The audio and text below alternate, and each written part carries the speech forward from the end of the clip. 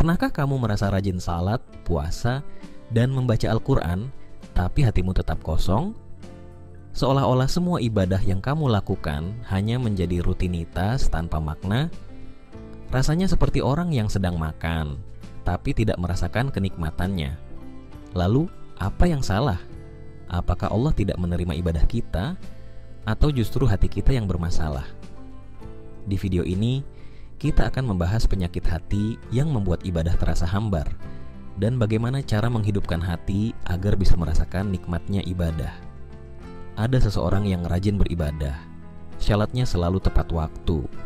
Dia sering membaca Al-Quran, bahkan dia juga aktif di kajian-kajian Islam. Tapi di dalam hatinya ada sesuatu yang hilang. Dia merasa kosong. Salatnya hanya gerakan tanpa perasaan. Doanya terasa hampa. Hatinya tidak tersentuh meskipun dia mendengar ayat-ayat yang seharusnya menggugah jiwa. Mungkin kamu juga pernah merasakan hal yang sama. Kenapa ini bisa terjadi? Mari kita lihat kisah seorang pria bernama Ahmad. Ahmad adalah seorang muslim yang taat. Sejak kecil, dia diajarkan pentingnya ibadah. Dia tidak pernah meninggalkan sholat dan selalu membaca Al-Quran setiap hari. Tapi, semakin lama, dia mulai merasa ibadahnya hanya menjadi rutinitas. Dia sholat, tapi tidak merasa dekat dengan Allah. Dia berdoa, tapi hatinya tidak tersentuh. Dia membaca Al-Quran, tapi tidak menemukan ketenangan. Ahmad mulai bertanya pada dirinya sendiri, kenapa hatiku terasa kosong? Kenapa aku tidak bisa merasakan nikmatnya ibadah? Hingga suatu hari, dia bertemu dengan seorang ustadz yang mengajukan pertanyaan sederhana. Apakah kamu benar-benar sadar saat beribadah? Atau hanya sekadar menjalankan kewajiban tanpa hati? Pertanyaan itu menamparnya. Dalam ilmu tasawuf, ada beberapa penyakit hati yang membuat ibadah terasa kering dan hambar, yaitu 1. Lalai berasal dari kata yang berarti lupa atau terlena. Dalam konteks ibadah, ini mengacu pada kondisi di mana seseorang melaksanakan ibadah, namun hatinya tidak hadir. Saat seseorang melaksanakan salat, zikir, atau membaca Al-Quran, namun pikirannya terfokus pada hal-hal duniawi, maka ia sedang dalam keadaan lalai. Pikiran bisa melayang entah kemana, seperti pekerjaan, uang, hobi, wanita, urusan pribadi, mantan, janda sebelah, atau hal-hal lain yang tidak relevan dengan ibadah yang sedang dilakukan. Tanda-tanda ghaflah antara lain merasa bosan atau malas saat beribadah. Pikiran mudah terpecah saat melakukan ibadah. Tidak ada rasa kedekatan atau rasa takut dan harap kepada Allah saat beribadah. Penyebab utama lalai adalah ketergantungan berlebihan pada hal-hal duniawi. Kehidupan yang penuh dengan rutinitas dan kesibukan bisa membuat seseorang teralihkan dari tujuan utama ibadah, yaitu mendekatkan diri kepada Allah. 2. Kurang khusyuk. Khusyuk adalah keadaan hati yang sepenuhnya terfokus kepada Allah selama beribadah, tanpa ada gangguan dari dunia luar. Khusyuk bukan sekadar keadaan fisik seperti gerakan tubuh yang tenang, tetapi juga melibatkan ketenangan hati. Tanpa khusyuk, ibadah menjadi rutinitas kosong yang kehilangan kekhususan dan kedalaman. Saat kita sholat, misalnya, kita hanya melakukan gerakan fisik tanpa merasakan kehadiran Allah di hadapan kita. Hal ini bisa disebabkan oleh ketidakmampuan untuk memahami dan meresapi makna dari setiap bacaan dalam sholat, seperti Al-Fatihah. Tanda-tanda kurang khusyuk: merasa seperti menghitung gerakan salat dan doa-doa tanpa merasakan kedekatan dengan Allah.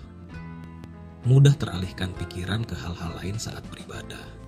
Salat terasa seperti kewajiban yang harus diselesaikan, bukan sebagai momen untuk berhubungan dengan Allah.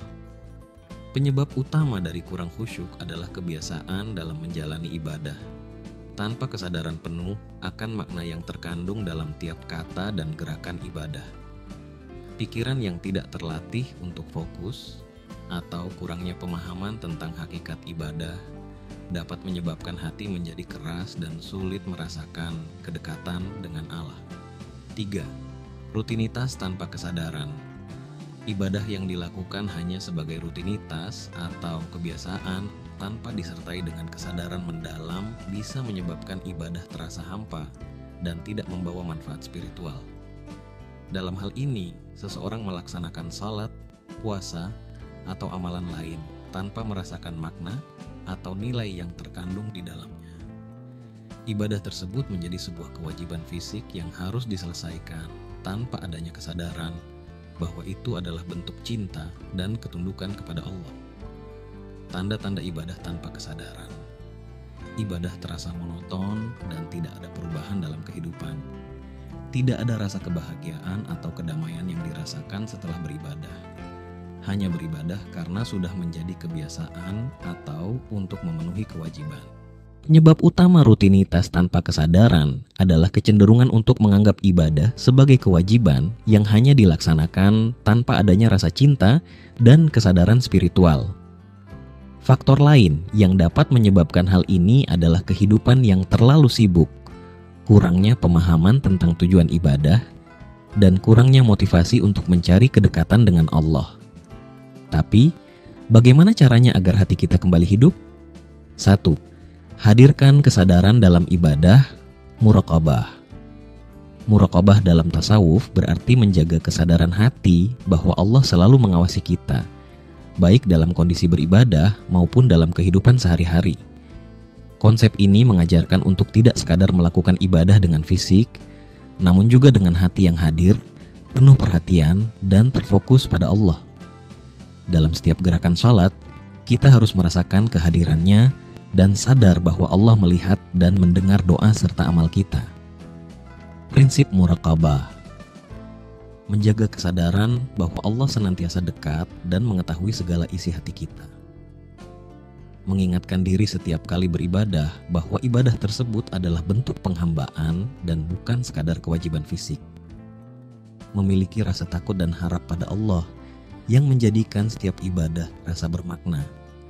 Praktik muraqabah dalam kehidupan sehari-hari akan mengubah cara kita melihat ibadah. Ketika kita sadar bahwa setiap detik ibadah kita adalah kesempatan untuk lebih dekat dengan Allah, maka ibadah tersebut tidak lagi terasa sebagai rutinitas, tetapi sebagai momen yang penuh makna. 2. Rasakan setiap kata dalam bacaan syalat. Salah satu cara untuk menghidupkan hati dalam ibadah adalah dengan meresapi dan merenungkan setiap kata yang kita ucapkan dalam salat, terutama dalam bacaan Al-Fatihah, yang merupakan inti dari setiap salat. Banyak orang yang membaca ayat-ayat tersebut hanya secara verbal, tanpa menyadari maknanya. Padahal, setiap ayat dalam Al-Quran memiliki kedalaman makna yang bisa membawa kita semakin dekat dengan Allah. Langkah untuk merasakan setiap kata. Sebelum salat, luangkan waktu untuk memahami makna dari setiap bacaan, terutama yang sering dibaca, seperti Al-Fatihah dan doa-doa dalam ruku dan sujud. Saat membaca, bayangkan bahwa kita sedang berbicara langsung kepada Allah, memohon ampunan, petunjuk, dan rahmat-Nya. Berusaha untuk memahami dan menghayati bahwa setiap doa adalah bentuk permohonan yang sangat personal, bukan hanya sekedar kata-kata yang diucapkan. Dengan cara ini, salat kita akan terasa lebih hidup dan penuh rasa syukur, serta memberi dampak pada ketenangan hati yang lebih mendalam.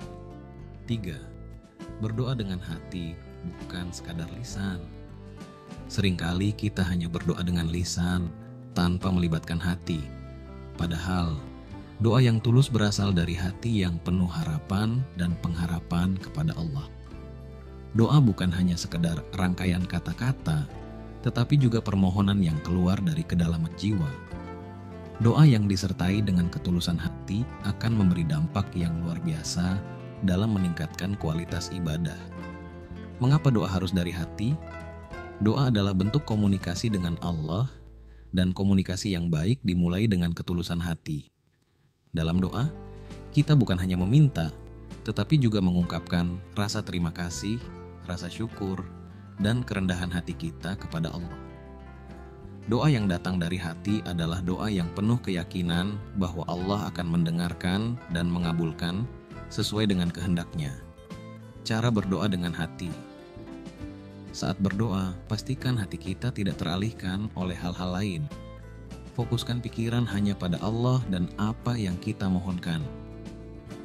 Berdoa dengan rasa pengharapan dan keyakinan bahwa Allah Maha mendengar dan Maha mengabulkan doa hambanya.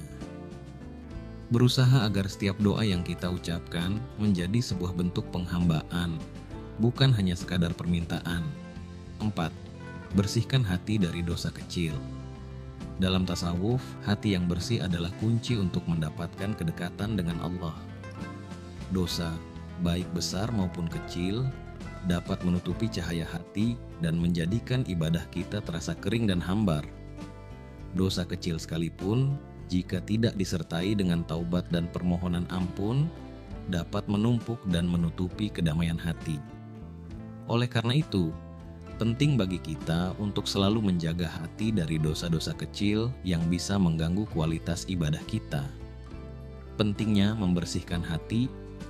Dosa-dosa kecil, jika dibiarkan, dapat mengakumulasi dan menghalangi kita untuk merasakan kedekatan dengan Allah. Membersihkan hati dari dosa kecil membantu kita untuk tetap merasa tenang dan yakin saat beribadah. Dengan hati yang bersih, kita dapat lebih mudah merasakan kehadiran Allah dalam setiap ibadah yang dilakukan.